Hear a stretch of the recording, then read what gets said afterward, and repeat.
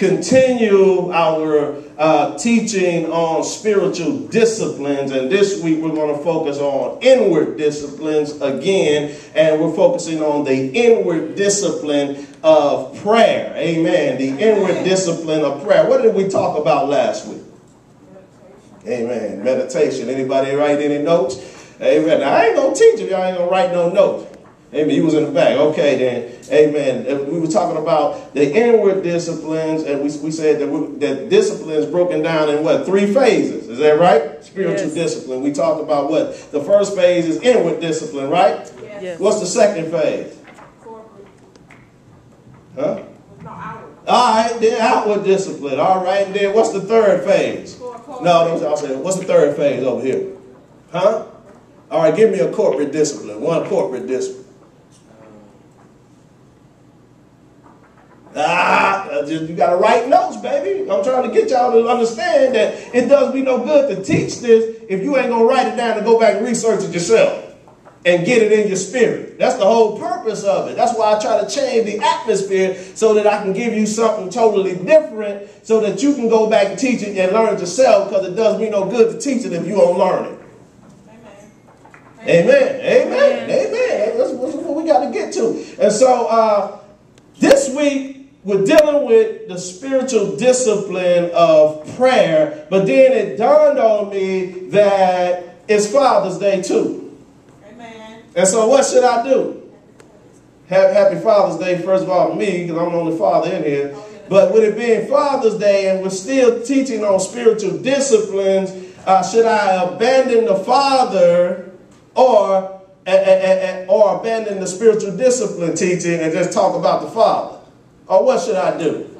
Combine it. And so I don't want to neglect the Father, and I don't want to neglect the teaching. I want the teaching to continue, but at the same time, we have to understand the Father plays a very important role with his children, because a praying father can change the life of a child. A praying father can alter some things for a child. And so we're going to talk about today a man who prayed to Jesus and asked Jesus for something for his child. Amen. Amen. But then as God began to deal with me on prayer, he began to deal with me that prayer is a vehicle. That's right. Prayer is a vehicle that carries us to him. That's right.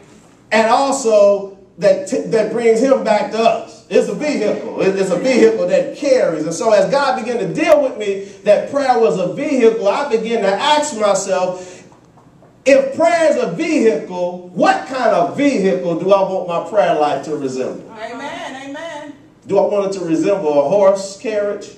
You know, a horse carriage is cool, you know, and it can get you to where you need to go, and it has horsepower, but it's a little too slow for me. That's right. For this day and time, a little too slow. What about a Ferrari? Would a Ferrari be good? A Ferrari will be good and everything. Ferrari has horsepower. Amen. Who would like a Ferrari? Amen. I would love a Ferrari. Amen. Am I by myself today? Amen. Who would like a Ferrari? I would love a Ferrari. But then again, a Ferrari can get me somewhere, but I'm not just trying to get somewhere. I'm trying to get to God. Amen. It's good enough to get me somewhere, but it's not good enough to get me to God. But then I thought about it. What about a bullet train? A bullet train. You ever heard of a bullet train? A bullet train, they have a lot of those over in Europe.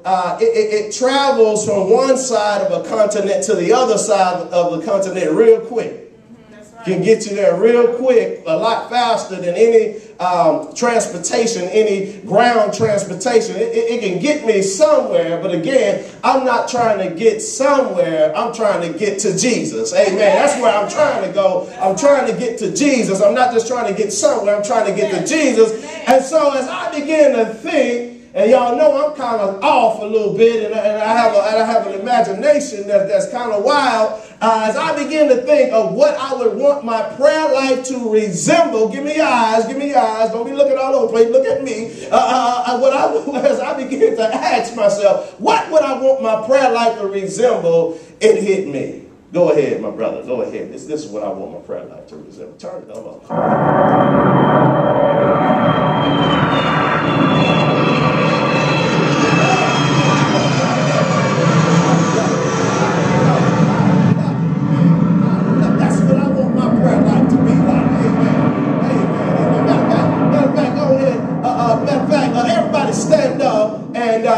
spread your wings a little bit and imagine that when you pray, your prayers take off like this. Go ahead.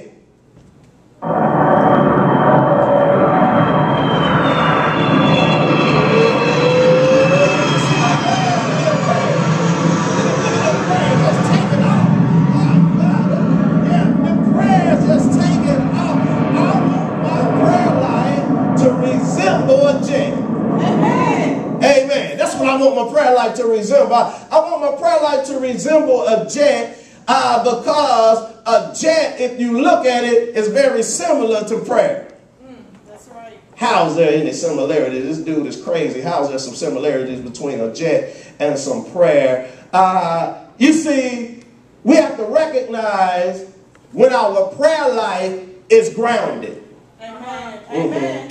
Have to recognize when our prayer life is grounded. When your prayer life is grounded, it means that there's no lift to your prayers. Therefore, if there's no lift to your prayers don't touch God. Amen. And if your prayers don't touch God, they go unanswered. That's right. Yeah, that's what we have to understand. Yes. That our prayers have been grounded, and the one thing we need to do is get the thrust and the power back into our prayers. Amen. The thrust and the power, because grounded prayer don't help nobody. That's right. Don't go nowhere. Grounded prayer doesn't touch God. Therefore, that's why a lot of the times our prayers go unanswered, because there's no thrust, there's no lift, there's no elevation, there's no kick to our prayer. That's right. Amen. And so, one thing I notice about prayer and a jet is, watch this,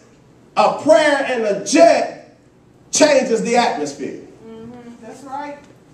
Amen. You ever notice that?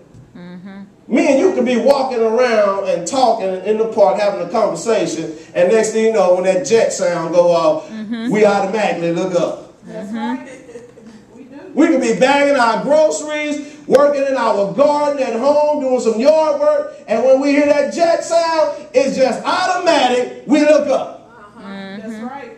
That's called changing the atmosphere. Prayer, just like a jet, changes the atmosphere and causes everybody to look up. That's right.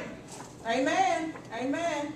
But another thing that I want you to understand about changing the atmosphere, watch this, is that if you are having a conversation, and this happens to me all the time at lunch, I can be having a conversation with somebody, and then all of a sudden, they be talking in mid-sentence, I put my finger up and start saying my grace over my food, they stop. That's right. Amen. Not trying to be disrespectful, not trying to be rude, they stop, and then once I start back talking again, sometimes even the conversation changes.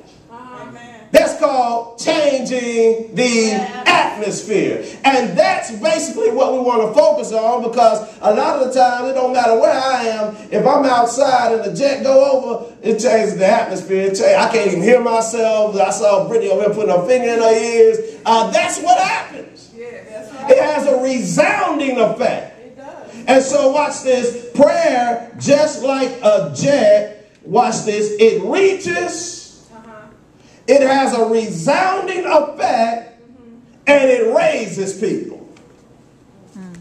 Write that down. Prayer reaches, just like a jet. It has a